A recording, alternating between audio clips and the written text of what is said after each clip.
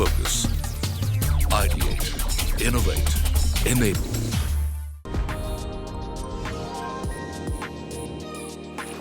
Kohler presents Better Planet Forum, powered by CNBC TV 18. Hello and welcome to this special feature, Kohler presents A Better Planet Forum. I'm Sonal Bhutra. Well, India is seeing and gearing up towards achieving its sustainable development goals. While across the sectors, we are seeing most of them making changes to their groundwork and execution as well. Real estate sector is too seeing an increasing demand for sustainability as well. And rightly so, because it accounts for 40% of the world's energy needs and almost 1/3 of the carbon emissions. With such a large eco footprint, it's important that across the chain, real estate sector takes some steps, and that is what they are doing here as well. They are talking about making their switch to more sustainable matters, more sustainable products. And today we are here to discover and talk about those insights, discuss ideas, and listen to industry veterans and experts of what they make truly of sustainable development, and also in terms of every sense of material from the start to the end. So it's time for me to invite our panelists as well. We have with us Ms. Laura Kohler, who is the Chief Sustainability and DEI Officer and has served on Kohler's Board of Directors since 1999. She oversees the company's worldwide integration of environmental sustainability and social impact efforts. It's a pleasure to have you with us on the show today. We also have with us Mr. Venu Vinod, who is the Managing Director of CyberCity Developers with over 27 years of experience in the real estate industry. Mr. P. Ramakrishna Rao, who is the President of CREDAI's Hyderabad chapter, working passionately towards the single window approval for real estate projects to facilitate rapid growth in the industry in Telangana. And also we have Ms. Varuna Arvind, who is the principal at Arvind Varuna Associates, and it is one of the leading and sought after interior designers in Chennai, and also known for delivering projects that are unique in their style and aesthetics as well. Gentlemen and ladies, thank you so much for joining us for this very important discussion. You know, the first question is to all of you. Laura, let me start with you, because as I was saying, real estate does have some contribution when it comes to energy usage or energy consumption, and we are talking about taking strides here. A lot has been done. What else do you think the real estate sector needs to do in order to ensure sustainability? I would say overall, around the world, the real estate sector has to focus on transparency and awareness. We have to keep informing the customer, the consumer about what is happening, how are materials changing, how is energy usage changing, what really are the foundation, the infrastructure of our real estate developments needing to be these days, and the products that go into our buildings and commercial real estate. So the more that companies like Kohler can drive transparency and awareness, really the better we're serving our key partners in the development world and the architect and designer world. Oh, more power to you for that. And as you said, your partners are here with us on the panel as well. So let me come across to you with the same question, please. So you go ahead. What do you think has been done? What needs to be done now? There's a lot of change that has happened in the building industry from last, say, 2 decades. So mostly from the last 1 decade, we are all more towards the sustainability of the buildings. We are seeing how the building gives less carbon emission and all that. Initially, when we start our projects, we start with taking pre-certification.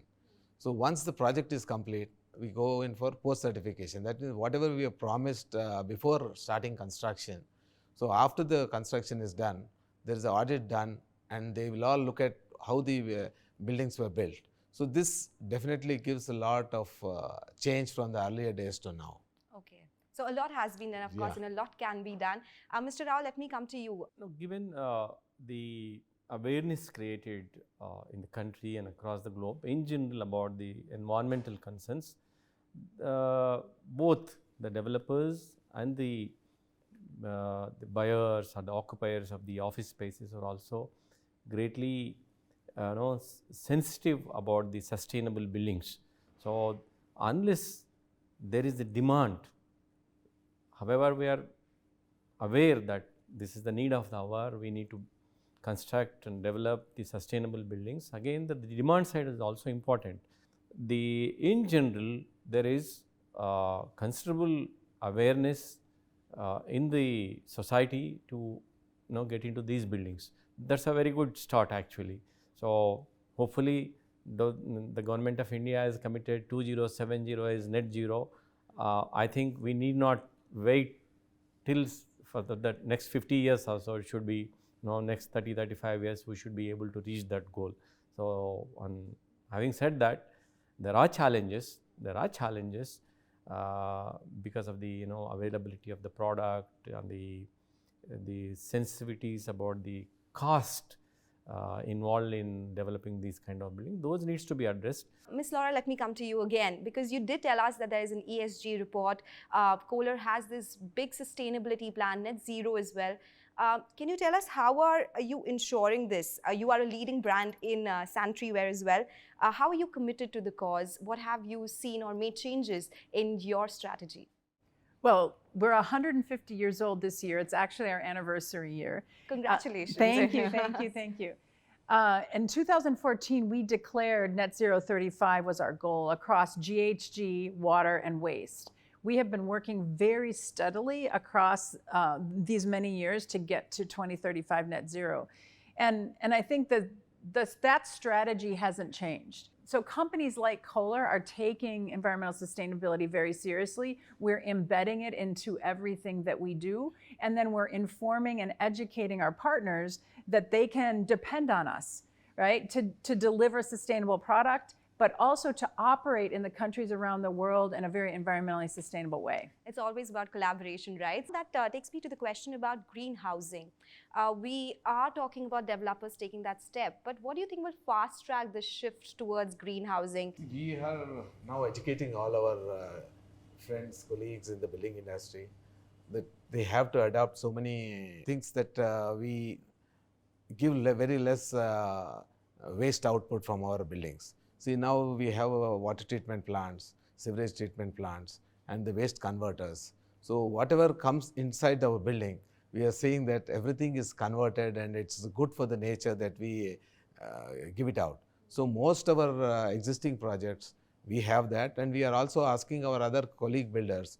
We have an organization called CREDAI. They are very vocal about it, and they are asking that, see, we have to leave something behind for our children, and we have to leave the planet as it is. So that is our goal. So definitely we are trying to do that, and we hope we'll be successful in that. Yes, because there's no planet B, right? So let me come to you, because he spoke about the industry's ideology or the steps that they're taken here. Water conservation has been the key as well when it comes to construction. How is the real estate sector addressing that at an industry level? What are the steps taken there? We have very good regulations here to treat the water, not to let them into the sewer lines. So if an apartment building goes beyond 50 units, it's mandatory to install a sewage treatment plant and use that treated water for your flushing, for toilet flushing, not for other usages. And also about the water conservation, we have this rainwater harvesting systems across. It's at least I can say our state is a pioneer in this concept of rainwater harvesting. For the last 25 years, we have been doing it. The government is also very proactive about the conservation and treatment of water. So I know Kohler is doing a lot when it comes to water conservation and manufacturing. I'll just come to that, but before that, let me come to you, because while we're talking about involving sustainability in construction, how does it ensure there's longevity of construction as well? Do you think sustainable products are reliable and at the same time affordable for any home buyer or anyone who's getting into commercial real estate? Yeah, absolutely. They are affordable. It provided you select the right material and reuse material, restore and renovate. Sometimes it's better to renovate the existing structure rather than build, or build around it. So I personally feel that these things, recycled material, recycled wood, I'm very much into passive sustainable design. So I always will propagate like using what you already have. Okay, interesting. So, Ms. Kohler, because we are talking about manufacturing at a large scale, you're a leading player as well in this space. How do you ensure sustainability in terms of water conservation in manufacturing processes? And what are the other sustainable practices that you have incorporated? Well, in addition to design for environment, the methodology that we're using in new product development and then now into operations, we have been honored 12 years in a row in the United States for water conserving products by the EPA, the Environmental Protection Agency, with WaterSense awards. So water conserving products are really important to Kohler. It's part of our DNA. We're super pleased that in India, we are launching the Reach Eco toilet, which is the lowest water consuming toilet in India. It is 3.6 liters, and the standard Indian flush is 6 liters. So very proud that we've innovated right here in India, making it here in our plant in Jagadia, Gujarat. We have a little business called Waste Lab, and we are recycling our own manufacturing waste into new products. And that's exciting. We're doing that in the US, and we're also incubating that right here in India as well. I'm quite excited about it, and I would love to see those products, and I would love to use them also and educate my clients. Oh, yes, of course. You know, we were talking about there's a process that interior designers follow. You've been in the industry for so long. Now that there's a shift to greener products, and you spoke about recycled products as well, what does the process look like? When a customer is coming to you, design my house, how have they changed over years, and how do you look at it now? I think they are very aware of the environment, and also the newer generation, the younger clients are also worried for the future generation. They are worried about their kids and what planet are we going to leave for them. So the first requirement, they come to me and they say, okay, you will look at the aesthetics, that we leave it to you, but what are we going to benefit? How are we going to have smart systems, and how are we going to conserve our earth? So I have a lot of challenges sometimes, because I spend almost 2 months deciding what kind of fitting I'm going to go by. And that's the first thing I decide. Okay, so of course there's a rapid shift that you're seeing here as well. I have a lot more questions, but I'll come back in just a bit. It's time for a short break on this discussion, the Better Planet Forum by Kohler, but I'll continue on the other side. Stay tuned. Kohler presents Better Planet Forum, powered by CNBC TV18.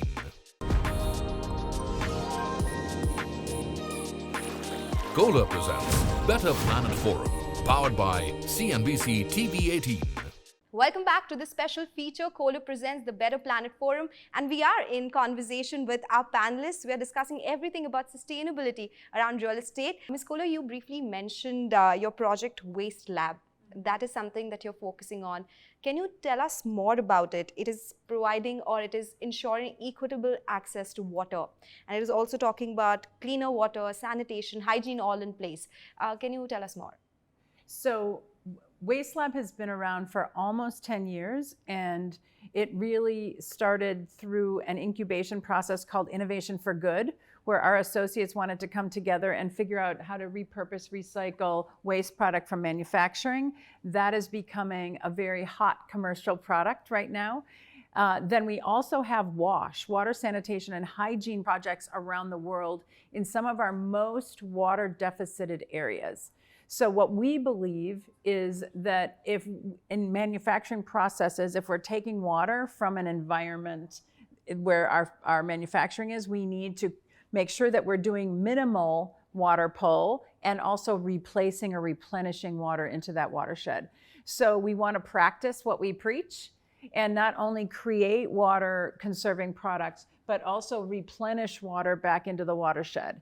And you know, we have an initiative globally called Safe Water for All. So we believe that as a leader, as a leading global brand, our responsibility is to deliver clean drinking water and to keep our watersheds in a very healthy place so that communities can grow and thrive. Okay, very interesting there. So, when we talk about practices, actually executing, going out there, making those changes, what do you think can India adopt from the global real estate or sustainability practices which are done in the sector to ensure that, we do it at a faster pace? See, to start with, we thought of producing our own power to give to our units once we build our apartments, so we don't have to depend upon the government to give power. So we have started actually 2 5 megawatt plants, 10 megawatt solar plants in close by Hyderabad.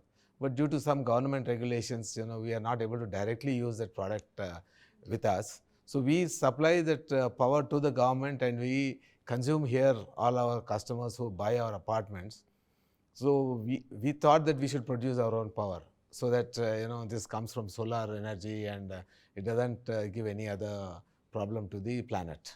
Secondly, for the water, now we are conserving a lot of water because we have using products where, say, like Kohler and other companies who are giving us products where they consume less water. So whatever water we consume, the wastewater is treated. We have our own sewerage treatment plants, and as Mr. Ramakrishna Rao said, we are using that for our flushing and landscaping. And third is on the wastage. So whatever waste that is generated in our buildings, either it could be the kitchen waste or the other waste. So we are having our own plants which we see to such an extent that it is decomposed, and it can be used for various other applications where people come and take that from us. So this way we are doing some kind of a thing to the society whereby we leave a lesser carbon footprint. Oh yes, a lot can be done at individual level, right? Because we can start there using the products that what Kohler is doing as well, reducing water consumption from 6 liters to 3.5 liters. So lots happening. Ms. Laura, I wanted to talk to you about your sustainable communities that you have, which is talking about advocacy programs, you have projects. How is that ensuring the projects or the conversations around sustainability? So we have a couple of really basic concepts. One is called Associates in Action. So we get our associates involved in innovative solutions, in sustainable solutions, in really the work of giving back and purpose. That activates energy and excitement and innovation at Kohler. The other concept that is we invest in the communities where we live and work. And we really believe that if there's a strong community, that you will have a sustainable, resilient business over time. So we invest in all of our communities around the world, and it has really paid off in terms of our resilience and sustainability as a brand. That's amazing. So I would like to start with the closing comments that you have for our viewers, because this is not only a start, we are seeing execution at the ground level as well. Let me start with you, sir. Execution has already started, but it's a long way to go. So we are, with every product, we are trying to every project we are trying to look at new products, how they can conserve more. One is water, electricity, and sustainability of the building, and less wastage in the apartment blocks, whatever we build, and how the wastage has to be used. So in the long way to go, definitely we will do into this, and we have still not come to the net zero kind of thing, which to 2070. So we will sit, debate, and see that how these things can be done in the near future. I hope this is a platform where all the stakeholders are hearing you as well, right? Mr. Rao, please go ahead. See, I'm glad the Kohler is doing considerable research, and they've invested good amount of time and money to come out with sustainable products. But there should also be a horizon of 5 years or 10 years, like automobile emissions, that all the manufacturers in the construction industry, where we use various materials, not only the sanitary materials, other materials, they should have a 5 years, 7 years horizon to come out with those products which are adhering to the sustainable environmental factors. At the government level and the society level, they need to concentrate on the infrastructure to use these sustainable material and the treated water. And the treated water is just let into the rivers, and I don't know where it goes and pollutes the seas again. So why don't you treat it to a level where it can be reused for the non-human consumption, like industries, parks and so on and so forth. So you need to have alternative pipeline system within the cities to distribute that water. So these are the measures which need to be given a lot of thought and priority before we reach those gates.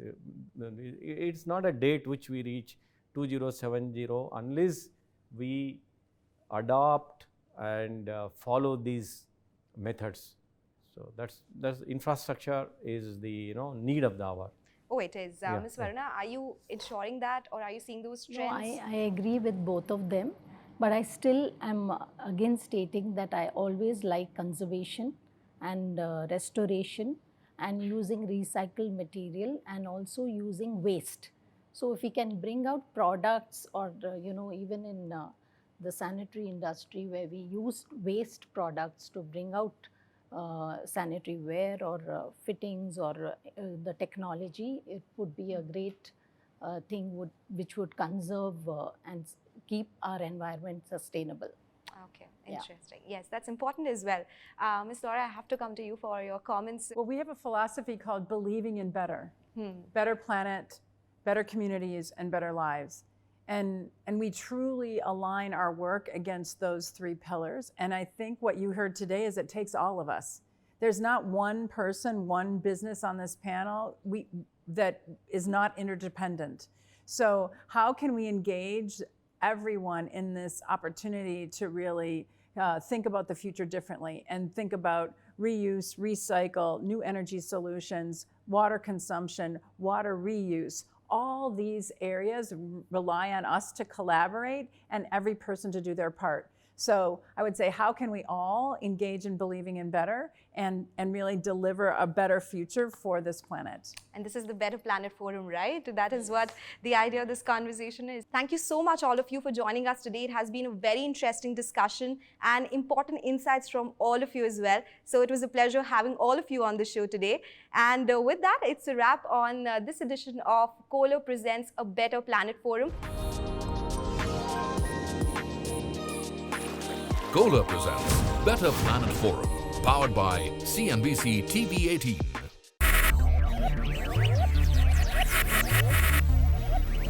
Focus, ideate, innovate, enable.